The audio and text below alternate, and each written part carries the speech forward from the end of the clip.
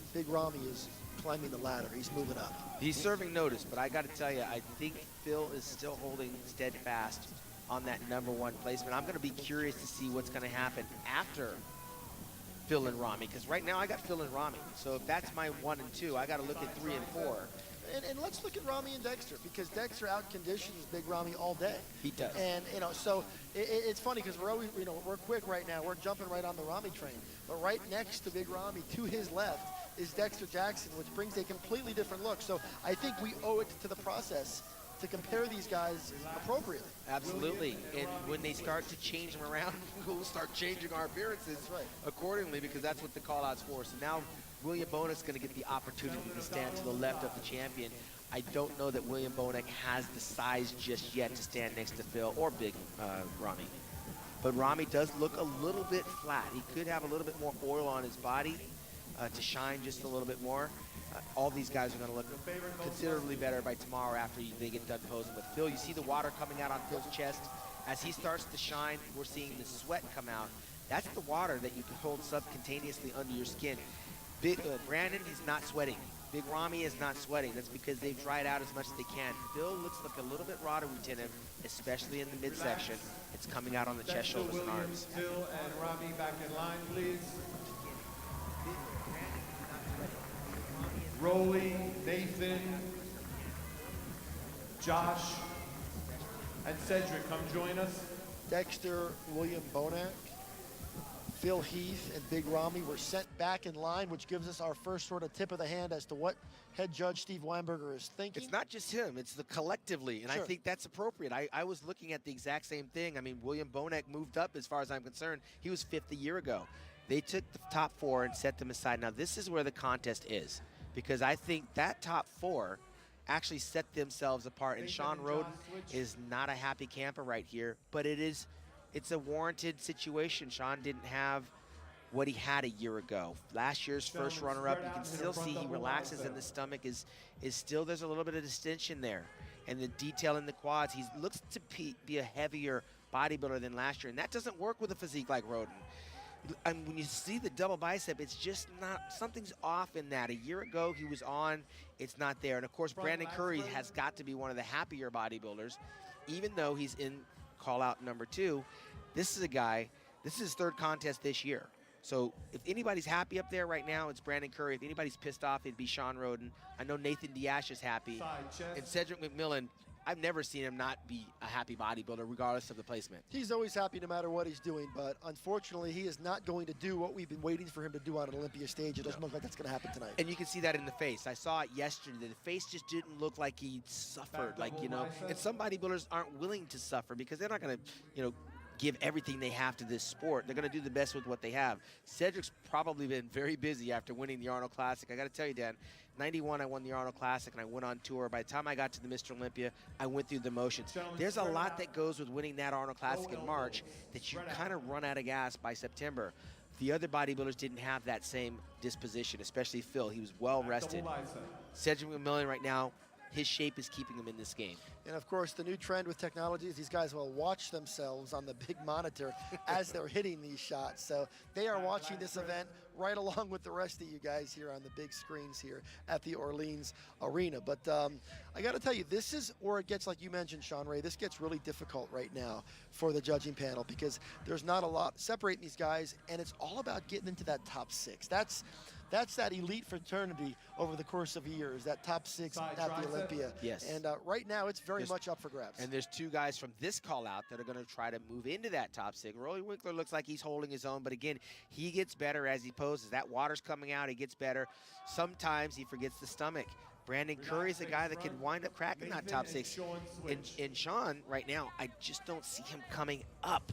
Well, it looks like they're going to move Sean into, they're going to swap Nathan and Sean Roden. And Sean Roden's just trying to fight his way back. Yes.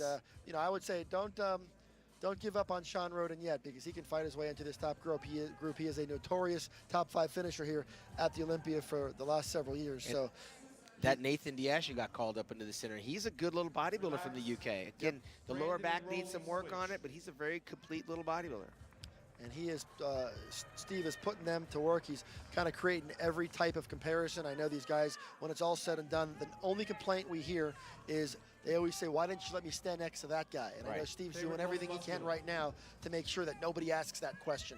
And right now these guys are going to hit a most muscular, and we're going to see if we can find some point of difference to separate these guys. Well, it's a pretty big Gentlemen, hit a front double bicep. deal when you were second in the world a year ago and you're battling to stay in the top 6, Dan. And that's a strong reality for Shawn Rhoden. He's wrestling with that mentally right now because he has no idea what the judges are going to do with him as he's being moved around in this lineup. So every year we look at an Olympia lineup and we'll say, who nailed it? And based on what we're seeing so far, if anybody were to ask me who nailed it, I don't know if I have an answer for him. I don't either. I mean, there's a little bit of criticism for all the guys. Again, Phil looked a little bit bloated in the stomach, and he didn't hold it in the transitions. Big Ramy looked a little bit flat, could have had a little bit darker color, could have had a little more shine on his physique. William Bonek looked a little bit tighter than he did last year in certain poses, but not a lot of improvement. I know he's 5 pounds heavier, but not a lot of improvement on William Bonek.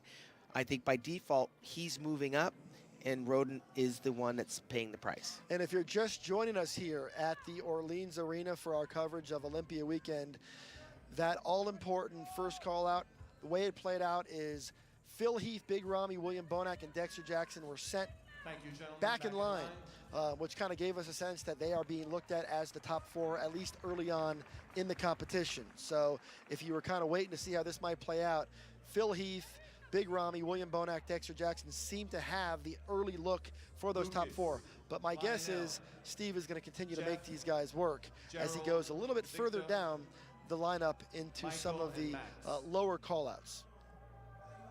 And again, Dan, I mean, these guys all won a pro event to be here, with the exception, I believe, on points, Max Charles. And of course, some of these athletes might have wanted not to come into this contest. We know mentally Josh Lenarkowitz is probably burnt. On one occasion, he qualifies by winning the Tampa Pro, and he's excited about doing Olympia. The next thing you know, he's at a funeral. Max Charles traveled the globe in order to gather up enough points to be here, along with Jeff Beckham.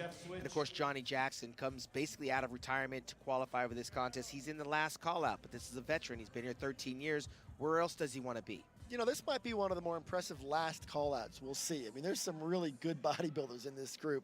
So it's great to see just the quality in this Olympia lineup, because when these guys are out there by themselves, these guys look pretty good. Yes, they did. And here we are looking at them in what appears to be a last call-out situation. But you just can't say enough as we sort of process what's played out so far, that Dexter Jackson, at almost 48 years old, is back in what appears to be the Olympia top 4 again. Right, and a couple of his colleagues. You got Victor Martinez. We may be seeing the last of Victor Martinez here at the Olympia, along with Johnny Jackson, both 40-plus-year-old bodybuilders who I don't know how much gas in the tank they have, because they're usually typically up there in the top. I mean, Victor's used to being up in the top, and this is not something that's a pleasant experience for Victor Martinez. Even though he's on that Olympia stage, it's not where he's customarily used to being. Front lat spread.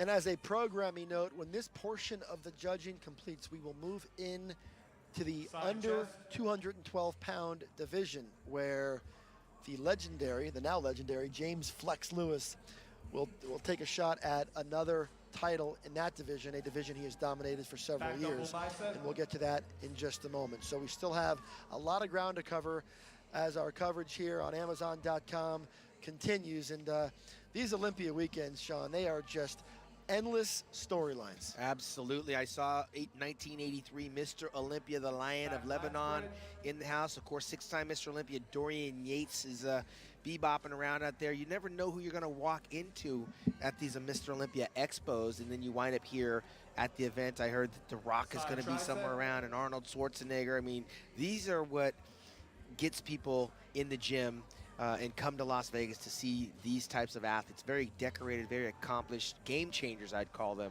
that paved the way for the guys that we're looking at tonight. And you did mention Dwayne "The Rock" Johnson's name. He will be in attendance for tomorrow night's event, so we're excited to welcome Dwayne back to Olympia weekend, where he has suddenly become a big part of the Olympia family, and we're very excited to welcome he and folks at $7 Productions to Las Vegas to be a big centerpiece here and be a part of the crowning.